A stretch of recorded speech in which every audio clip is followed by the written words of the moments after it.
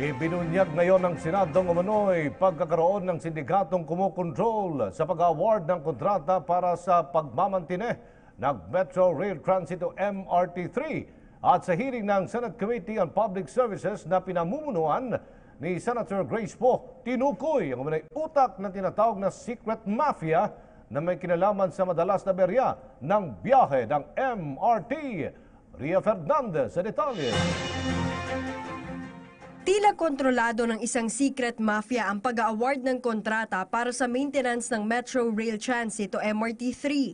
Ito ang pananaw ni Senadora Grace Poe, chairperson ng Senate Committee on Public Services na nanguna sa pagdinig kaugnay ng mga aberya sa MRT Lunes ng umaga. Partikular na pinuna ni Poe ang kahinahinalang koneksyon ng nagngangalang Marlo de la Cruz, di umano'y masugid na taga-suporta ng Liberal Party sa mga kumpanyang nangalaga sa tren matapos ma-terminate ang kontrata ng nooy DOTC sa Sumitomo taong 2012.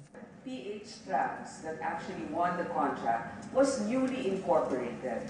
And if you look at the contract for the incorporators, meron isang pangalan na paulit-ulit lumalabas. Pagkatapos itong PH Trans, yung susunod na pumalit, ano nga yun? ABT Global. Pagkatapos nun, pati itong Buri, itong lahat yan, may isang pangalan na lumulutang palagi. Nandito ba si Marlo de la Cruz? Wala. Okay. Si Marlo de la Cruz, na isa sa mga incorporators dyan, umpisa pa lang sa PH Trams, napakagaling ba niya? Na talagang alam na, kamada niya ang sistema, palaging siyang nananalo. Ngayon dito sa Buri, hindi siya kasama dito, hindi siya nakapangalan dito. Pero ang kapatid pa rin niya, ang kasama dito sa pagbili ng mga parts. Tama ba ito sa inyong legal na pagsusuri? Nakita ba ninyo to? Ikaw, Attorney Bata? I don't have the information for that. Buri? No, ma'am. Wala siya dito, Sino, ma'am? Si Marlo de la Cruz, yung kanyang kapatid. Wala. Inamin ni dating Transportation Secretary June Abaya na kaalyado nga nila si De La Cruz, pero iginiit niya na walang kumita sa mga kontrata.